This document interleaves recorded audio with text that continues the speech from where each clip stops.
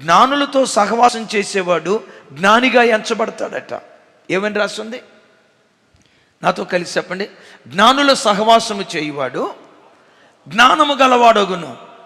ఒకసారి నా వైపు చూసి చెప్పండి, ఏమవుతాడట? జ్ఞానుల సహవాసము చేయువాడు జ్ఞానము గలవాడగును. వీడు జ్ఞాని కాదు, కానీ ఎవరితో స్నేహం చేశాడు? జ్ఞానం కలగల వాళ్ళతో స్నేహం చేశాడు. వాళ్ళతో స్నేహం చేయటాన్ని బట్టి ఈ వ్యక్తి జ్ఞానం కలిగిన వాడిగా మార్చబడ్డాడు. నేను మిమ్మల్ని అడుగుతా, ఈ సామెత చెప్పింది ఎవరు? సొలొమోను గారు. మరి సొలొమోను గారు ఈ సామెత చెప్పి ఎవరితో స్నేహం చేశాడు?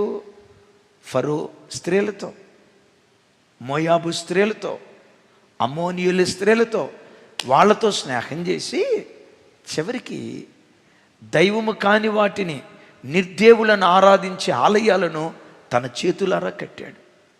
ఎందుకు సొలొమోను ఇంత భ్రష్టుడైపోయాడు అంటే, జ్ఞానుల సహవాసము చేయువాడు జ్ఞాని అగును అని చెప్పాడు, కానీ తాను స్నేహం చేయటం అంటే భక్తిహీనులతో స్నేహం చేశాడు. దైవము కాని వాటిని ఆరాధించే వాళ్ళతో స్నేహం చేశాడు. వాళ్ళతో స్నేహం చేసి చేసి చివరికి తాను ఒక విగ్రహారాధికుడు అయ్యాడు. ఈ మాట చదివినప్పుడల్లా నాకు గుర్తొచ్చే ఒక సామెత ఏంటంటే, శకునాలు చెప్పే బల్లి కుర్చీలో పడిందంట. విన్నారా? ఇదే బల్లి. ఏ బల్లి? సొలొమోను బల్లి. సొలొమోను పట్టుకుని బల్లి అంటావేంటయ్యా, తప్పు కదా.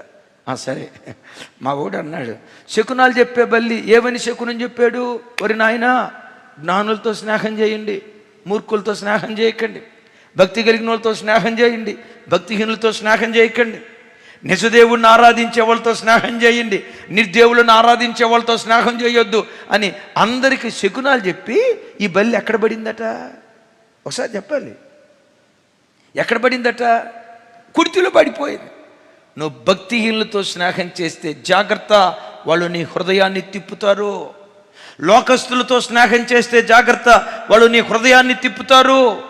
సినిమాలు, షికారులు, ఈ పనికిమాలిన మాటలు మాట్లాడే వ్యక్తులతో స్నేహం చేస్తే వాళ్ళు నీ హృదయాన్ని తిప్పుతారు. జ్ఞానుల సహవాసము చేయవాడు జ్ఞాని యగును. నేను హైదరాబాద్ వచ్చి దరిదాపుగా 30 సంవత్సరాలు అవుతుంది. ఈ 30 సంవత్సరాలకి ఈరోజు కూడా నాకు హిందీ రాలా. దేవుని దయ వల్ల ఈరోజు కూడా నాకు హిందీ రాలా. మా తమ్ముడు, ఒక తమ్ముడు ఉన్నాడు రమేష్ అని. నేను ఆ తమ్ముడు నేను తీసుకొచ్చా దేవుని కృపను బట్టి. కానీ అద్భుతం ఏంటంటే, ఆ తమ్ముడు రమేష్ ధారాళంగా హిందీ మాట్లాడతాడు. ఎక్కడైనా హిందీ మాట్లాడే వాళ్ళతో నేను మాట్లాడాలి చూస్తే మనోని ట్రాన్స్లేటర్గా పెట్టుకుంటా. నేను చదువుకుంది ఇంజనీరింగ్, మా తమ్ముడు చదువుకుంది ఐటీఐనే. కానీ వాడు హిందీ మాట్లాడగలుగుతాడు, నాకు రాలా. ఏమిరా అంటే, ఆ తమ్ముడు మెకానిక్ పనిచేస్తా అంతా ముస్లిం సహోదరులతో స్నేహం చేసేవాడు. వాళ్ళకి హిందీ తప్ప తెలుగు వచ్చేది కాదు. హిందీ మాట్లాడే వాళ్ళతో స్నేహం చేసి చేసి చేసి చేసి మనోడికి హిందీ వచ్చింది. నేను తెలుగు ఇంగ్లీష్ మాట్లాడే వాళ్ళతో స్నేహం చేసి చేసి తెలుగు ఇంగ్లీష్ తప్ప ఇంకొకటి రాలా. అంటే అర్థం ఏంటి? తెలుగు వచ్చే వాళ్ళతో స్నేహం చేస్తే నీకు తెలుగు వస్తుంది, హిందీ వచ్చే వాళ్ళతో స్నేహం చేస్తే నీకు హిందీ వస్తుంది, తమిళం వచ్చే వాళ్ళతో స్నేహం చేస్తే రేపో మాపో కేరళైట్స్తో, మలయాళీలతో స్నేహం చేస్తే అప్పుడు నువ్వు అంటావు వణక్కం వణక్కం వణక్కం అంటావు. ఒరే, వణక్కం ఎట్లా వచ్చింది? మలయాళీలతో స్నేహం చేసి. తాగుబోతులతో స్నేహం చేస్తే అఖిలాంధ్ర తాగుబోతుల సంఘానికి ప్రెసిడెంట్ పోయి కూర్చుంటావు. సోమరిపోతులతో స్నేహం చేస్తే సోమరిపోతుడు అయిపోతావు. మేధావులతో స్నేహం చేస్తే మేధావి వర్గంలో కూర్చోటానికి దేవుడు బలపరుస్తాడు. దేవుని కొరకు మండే వ్యక్తులతో స్నేహం చేస్తే నీ అంతరంగం కూడా దేవుని కొరకు మండటం ప్రారంభిస్తుంది. తస్మా జాగ్రత్త. విశ్వాసి అవిశ్వాసితో విజ్జోడిగా ఉండకూడదు. నెంబర్ 1, ఈ 2 ప్రవాహాలు కలవకూడదు. రెండవ ప్రవాహం చూడండి, నీతికి దుర్నీతికి ఏమి పొందు. చూడండి ఆ మాట. కొరింథీయులకు రాసిన 2వ పత్రిక 6వ అధ్యాయం 14వ వచనం నుంచి 18వ వచనం వరకు మరొక్కసారి మీకు జ్ఞాపకం చేస్తా. చూడండి. తమ్ముడు ఎక్కడున్నావు? కొరింథీయులకు రాసిన 2వ పత్రిక, ఒకసారి మీ బైబిల్ తెరిచి చూడండి. 2వది, నీతికి దుర్నీతికి ఏమి సాంగత్యమో ఒకసారి నా వైపు చూడండి. నీతికి దుర్నీతికి. దైవజనమా, నీతి దుర్నీతి బైబిల్లో ఒక ఆయన ఎరిగిన వాళ్ళు కింద కామెంట్ బాక్స్లో రాయండి. దుర్నీతి వలన కలుగు బహుమానం కొరకు ఆశపడి దేవుని పిలుపును దేవుని సంకల్పాన్ని మర్చిపోయి ఆ బహుమానం కొరకు పరిగెత్తాడు. ఏ బహుమానం అంటే దుర్నీతి వలన కలుగు బహుమానం. ఎవరైనమ్మా? ఎవరై అంటే బిలాం. బిలాం ఎవరో తెలుసండి? అన్యుడు, ఇజ్రాయేలీయుడు కాదు. కానీ అంతులేని దేవుని కృప ఏంటో తెలుసా? మరొకసారి ఈ మాట చెప్తున్నాను. అంతులేని దేవుని కృప ఏంటో తెలుసా? అంతులేని దేవుని కృప బిలామును దర్శించి అన్యుడైన దేవుడైన యెహోవా అన్యునిగా ఉన్న బిలాముతో దేవుడు మాట్లాడుతూ ఉండేవాడు. తన నోట నుంచి ఏదైనా పలికితే అది స్థిరపడేది. తన నోట నుంచి ఏదైనా మాట మాట్లాడితే అది దేవుని మాటగా జరిగేది. ఒకరిని ఆశీర్వదిస్తే ఆశీర్వదించబడేవాడు, ఒకరిని శపిస్తే శపించబడేవాడు. అన్నిటికంటే విశేషంగా దేవుడైన యెహోవా ఆయనతో మాట్లాడేవాడు. నేనంట అన్యుడైనా ఎంత గొప్ప కృప. ఇప్పటికీ చాలామంది క్రైస్తవులకి బిలాం అంటే ఇజ్రాయేలు ప్రవక్త అనుకుంటారు, బిలాం అంటే ఇజ్రాయేలీయుడు అనుకుంటారు. సుమి, ఇజ్రాయేలీయుడు కాదు, అన్యుడు. అన్యుడితో దేవుడు మాట్లాడా? ఎస్. అన్యునికి దేవుడు ఎంత కృపిచ్చాడా? ఎస్. అమ్మా, అయ్యా, మనం అన్యులైన మనలను అంతులేని దేవుని కృప మనలను దర్శించింది. మీతో ఒక మాట చెప్తా, నిన్ను దర్శించిన కృపను వ్యర్థం చేసుకోకు. నిన్ను ఆవరించిన కృపను వ్యర్థం చేసుకోకు. కృపను కాపాడుకున్నావా, కృప వెంబడి కృప దేవుడు అనుగ్రహించడం ప్రారంభిస్తాడు. ఇంతకీ దేవుని కృపను ఎక్కడ నిరర్ధకం చేసుకున్నాడు? బాలాకు రాజు వచ్చి ఇజ్రాయేల్ని శపించమన్నాడు. మోకరించాడు, ప్రార్థన చేశాడు. దేవా, ఎవరో దూరం నుంచి వస్తున్నారట, వాళ్ళు ఎవరో, వాళ్ళని శపించడానికి వెళ్దాం అనుకుంటున్నాను, వెళ్ళమంటావా అని అడిగాడు. ఏమండి, వెళ్ళమంటావా అని అడిగితే దేవుడు ఆయనకు ప్రత్యక్షమై, బిలాము, వాళ్ళు ఇశ్రాయేలీలు, వాళ్ళని శపించడానికి వెళ్ళొద్దు అని బిలాముతో దేవుడు మాట్లాడాడు. బిలాము అన్యుడా ఇశ్రాయేలీయుడా? మీ అందరిని అడుగుతా, లైవ్ చూస్తున్న బిడ్డలారా, మీరు ఇన్ని సంవత్సరాలు అవుతుంది ప్రభుని నమ్ముకొని, ఎప్పుడైనా సాక్షాత్తు దేవుడు మీకు ప్రత్యక్షమై కలలోనో దర్శనంలోనో మీతో దేవుడు ఎప్పుడైనా ముఖాముఖిగా మాట్లాడాడా అని అంటే 95% నాతో మాట్లాడలేదయ్యా. అవును, మనకు ఒక వాక్యం ఉంది, చూసి నమ్మిన వారి కంటే చూడక నమ్మిన వారు ధన్యులు. నో డౌట్, దేవుడేం కనపడాల్సిన అవసరం లేదు, మనతో మాట్లాడాల్సిన అవసరం లేదు. అన్నిటికంటే విశేషంగా ఈ వాక్యం ప్రతిరోజు మనతో మాట్లాడుతుంది కదా, చాలు.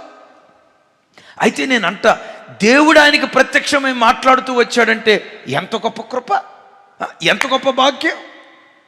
సరే, నేను రాను అని చెప్పాడు. ఆ బాలాకు రాజు ఏం చేశాడు తెలుసా? ఈసారి డబ్బులు మూట పెంచి, నైనా వాళ్ళని వచ్చి శపించు, ఇదిగో డబ్బుల మూట చూడు, డబ్బులు ఆశ చూపించాడు. బిలాం ఏం చేశాడు తెలుసా? దుర్నీతి వలన కలుగు బహుమానం కొరకు తను పరిగెత్తటం ప్రారంభించాడు. దైవజనమా, నా వైపు చూడు. జీవితంలో ఎప్పుడు డబ్బు సంపాదించాలనే ఆలోచనతో తప్పుడు త్రోవల వైపు నువ్వు వెళ్ళకు. విశ్వసించు, నీవు ఆరాధించే నీ దేవుడు భూమి మీద సుఖంగా నువ్వు బ్రతకటానికి నీకేమేమి కావాలో ప్రతిదీ నిన్ను వెతుక్కుంటూ నీ దగ్గరకు వచ్చేటట్లుగా దేవుడు కార్యం చేస్తాడు. సుఖంగా నువ్వు బ్రతకటానికి భూమి మీద ఏం కావాలో దైవికమైన మార్గంలో నువ్వు సాగిపో. ఎప్పుడు ఏ గడియలో ఏది నీకు కావాలో నా వైపు చూడు. వెతుక్కుంటూ నీ దగ్గరకు వచ్చేటట్లుగా దేవుడు కృప చూపిస్తాడు.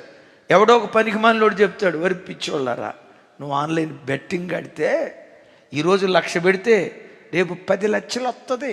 ఎంత? అవును, వస్తాయి. మరి 10 లక్షలు వస్తాయి, నువ్వు బెట్టింగ్ ఆడు అని జీవితాలు నాశనం చేసుకున్న వాళ్ళు ఎంతోమంది ఉన్నారు. ఒక ఆయన దైవజనులు యేసన్న గారి దగ్గరికి వచ్చి, అయ్యగారు, యేసన్న గారు, ఈ బైబిల్కు ప్రార్థన చేయండి అయ్యగారు అన్నారట. అరే, బైబిల్కు ప్రార్థన చేయమంటావేంటారు? బైబిల్కి ఏమైనా కడుపులో నొప్పి వచ్చిందా? బైబిల్కి ఏమైనా జ్వరం వచ్చిందా? నీకు ప్రార్థన చేస్తా, బైబిల్కి ప్రార్థన చేయమంటావేంటి? లేదయ్య గారు, నాకు కాదయ్య గారు, నా బైబిల్కి ప్రార్థన చేయండి. అరే, బైబిల్కి ఏమన్నా కాళ్ళ నొప్పి వచ్చిందా? మోకాళ్ళ నొప్పి వచ్చిందా? బైబిల్కి ఎందుకు ప్రార్థన చేయమంటావు? లేదన్నా, నువ్వు బైబిల్ మీద చేయబెట్టి ప్రార్థన చేయనన్నా, బైబిల్కు ప్రార్థన చేయాలి. బైబిల్కి చేస్తా కానీ ఇంతకీ విషయం ఏంటో చెప్పు అన్నాడు. వెంటనే అన్నాడట, బైబిల్ లోపల లాటరీ టికెట్ ఉందన్న, ₹1,00,00,000 లాటరీ టికెట్. ఆ ₹1,00,00,000 లాటరీ టికెట్ కనుక నేను గెలిస్తే మీకు దశంభాగం తీసుకొచ్చేస్తానన్నా, ₹10,00,000 వస్తాయన్న. లాటరీ టికెట్లో లక్కీ డ్రా అనండి, లక్ష్మీ బంపర్ లక్కీ డ్రా. ఏమండి, బంపర్ డ్రా. ఈ డ్రా కనుక దొరికితే మీకు దశంభాగం ఇస్తాను, ₹10,000 లక్కీ డ్రాలో నేను విన్ అయ్యేటట్లుగా ప్రార్థన చేయండి అన్నారట.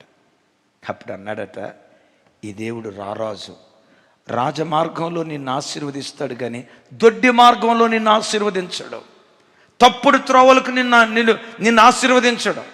కర్నూలు ప్రాంతంలో రంగురాళ్ళు దొరుకుతున్నాయట, వజ్రాలు దొరుకుతున్నాయట.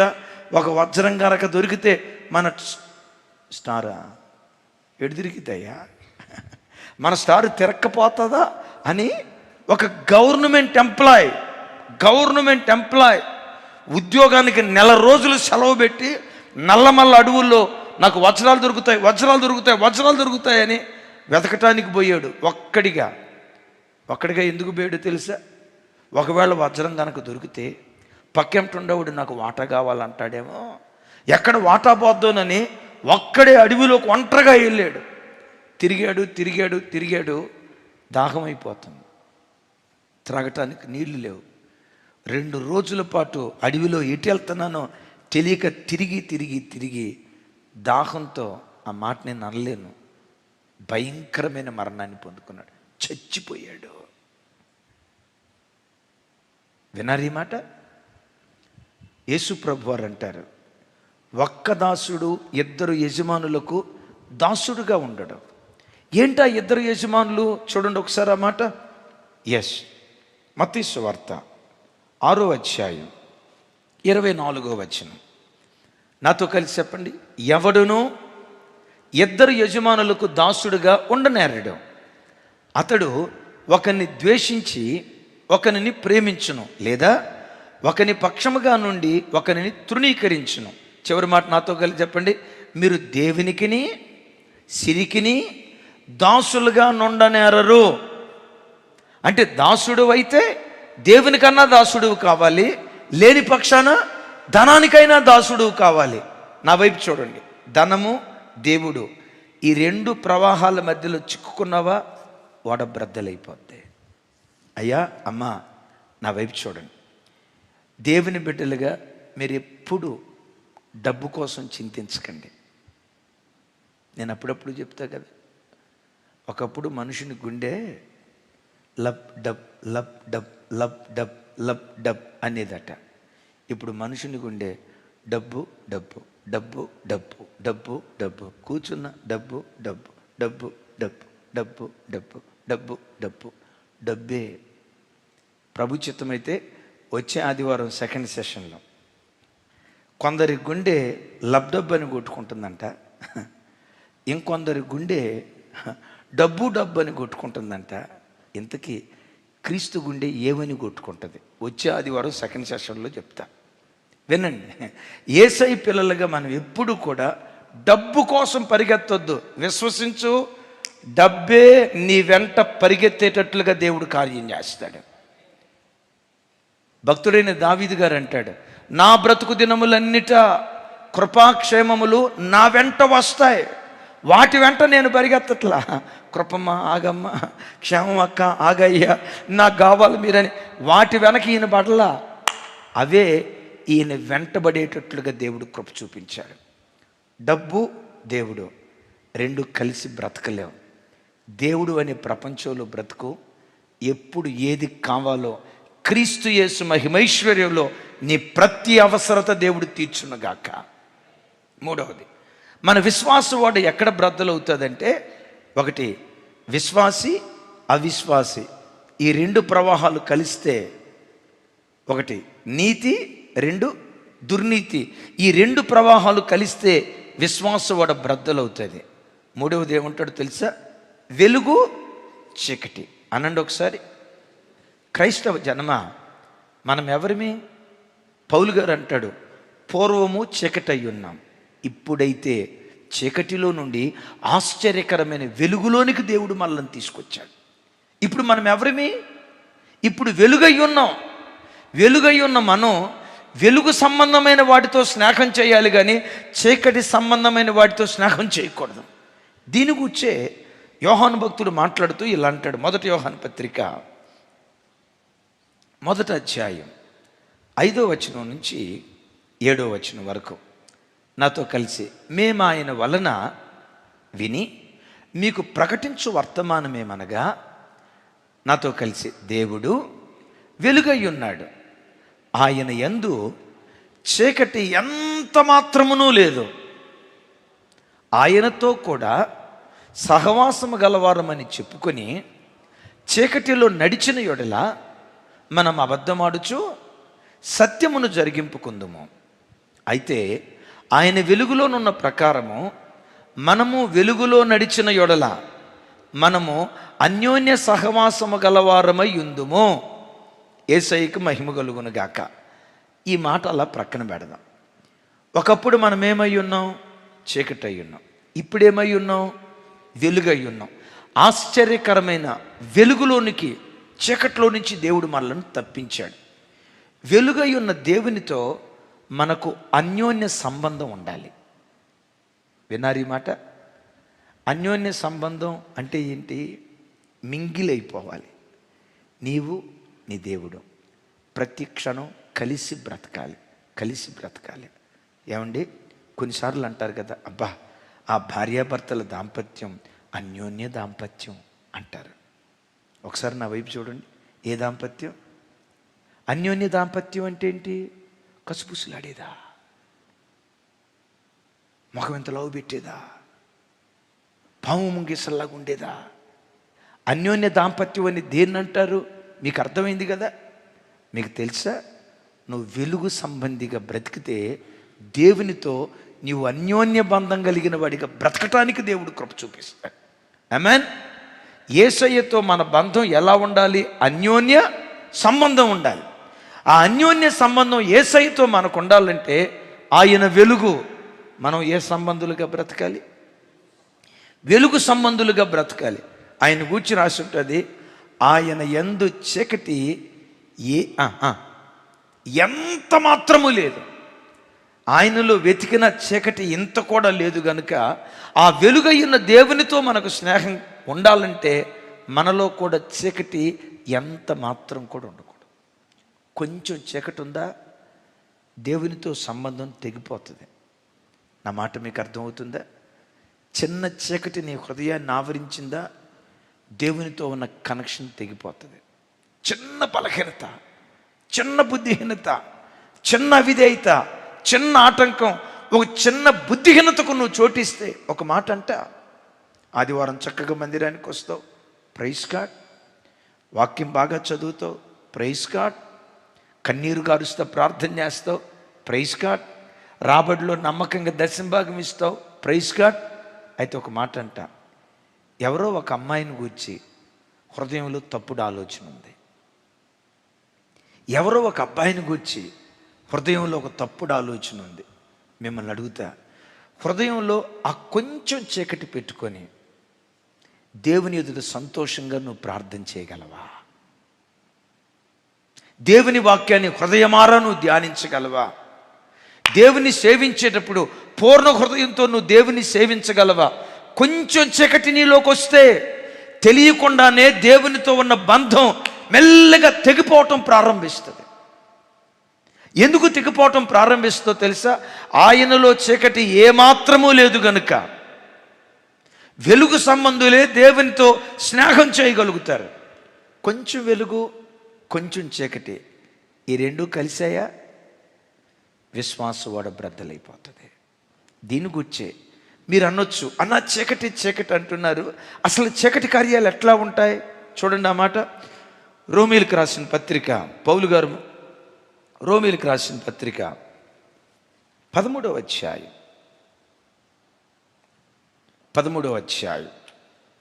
12-13 వచనాలు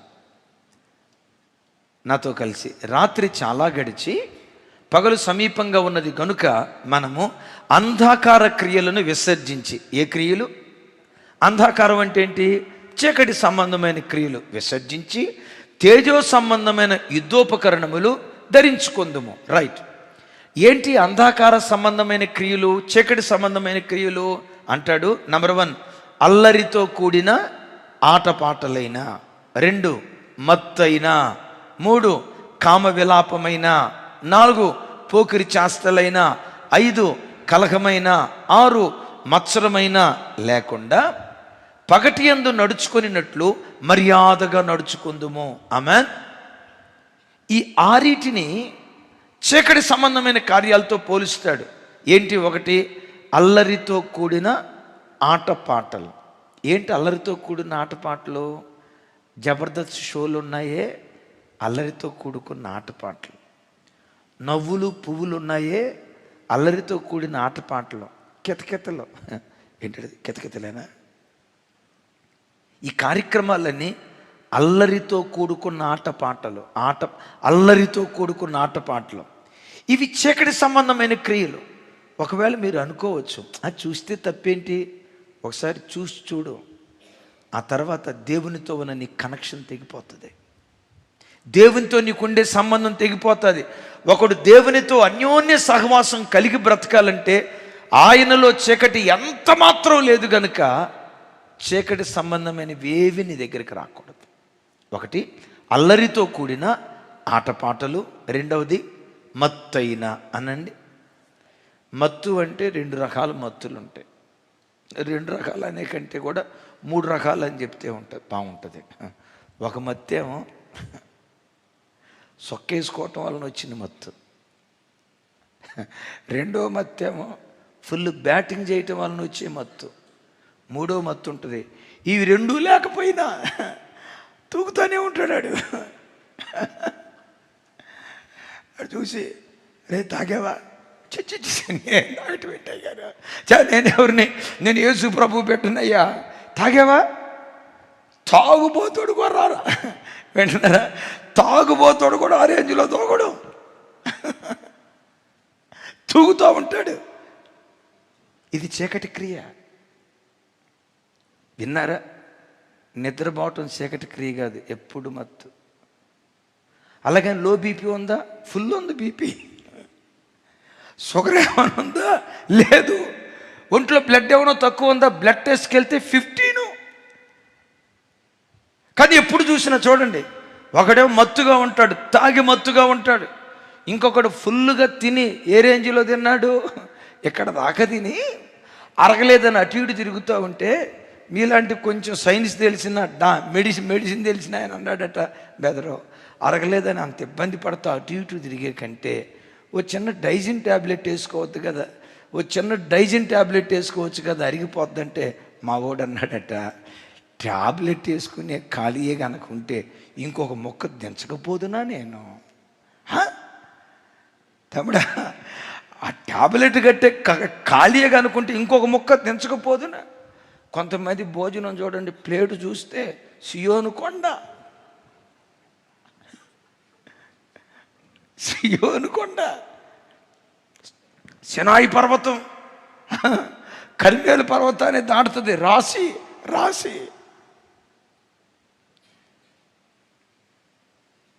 మత్తు కొందరికి తిండి వలన మత్తు,